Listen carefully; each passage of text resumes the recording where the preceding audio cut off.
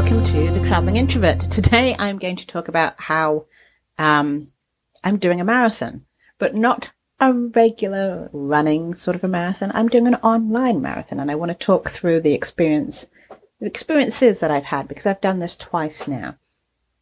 So the idea behind this online marathon is that you have 5 key areas that you concentrate on. You have sleep, fitness, nutrition, most important work, and you know what? I've forgotten the last one, so let me look it up. And planning. And you work with a team online, and you get points for planning your day, hitting your fitness goals, hitting your nutrition goals, hitting your sleep goals, and then doing your most important work. And so the thing behind the most important work is we get so caught up in our day-to-day lives of just doing life that sometimes things that are really important to us get left behind. And so one of the times I did this marathon, my most important work was continuing to write my book. I have a couple of books sort of that have been on the back burner for about 9 months. I've been doing a little bit here and there, but I haven't been consistent.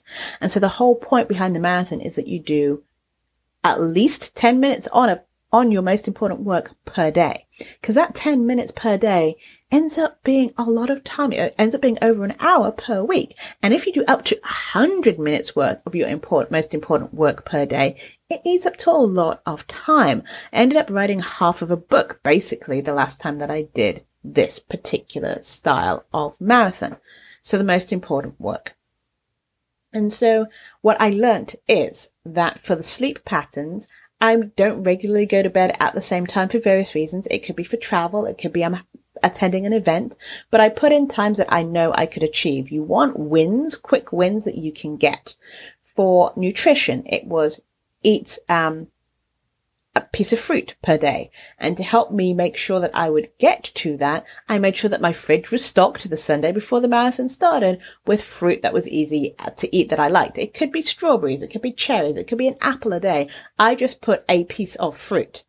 Because if I eat an apple a day, it seems more of a chore. But if I just put fruit, that gives me a variety of things to choose from, that then I can say, well, I had a handful of grapes. That was eating fruit for the day.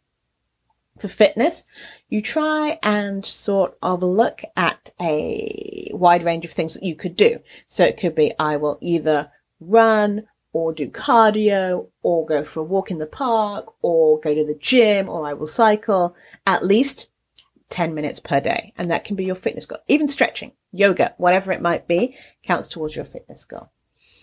And so one thing that we've learned as a team is that some people like to get their most important work done straight away. First thing in the morning, they'll get it done, get it knocked out, because then they find they don't have as much control over the rest of their day. And things happen, fires happen, clients happen, and then they never get back to their most important work. What I have found is that happens, but I'm not the best in the morning. So me trying to do my most important work in the morning is a no-win for anybody.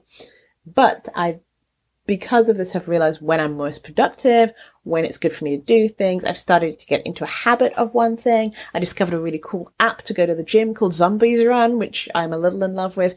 I haven't yet coughed up for the paid version, but we'll see. And, the thing with this marathon is it's supposed to get you into habits.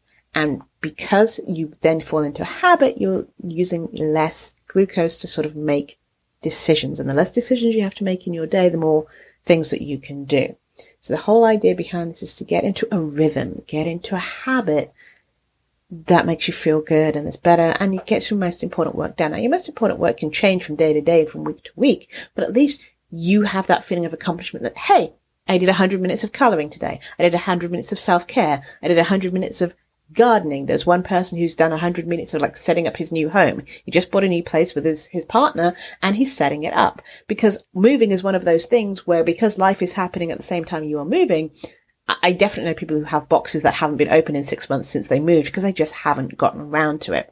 So this is the things that people use for their marathon. The marathon is done with a company called Ultrawork, who I love and I love working with, and they do many other things, but I just wanted to talk about setting habits and how sometimes your most important work can get left behind just because of life.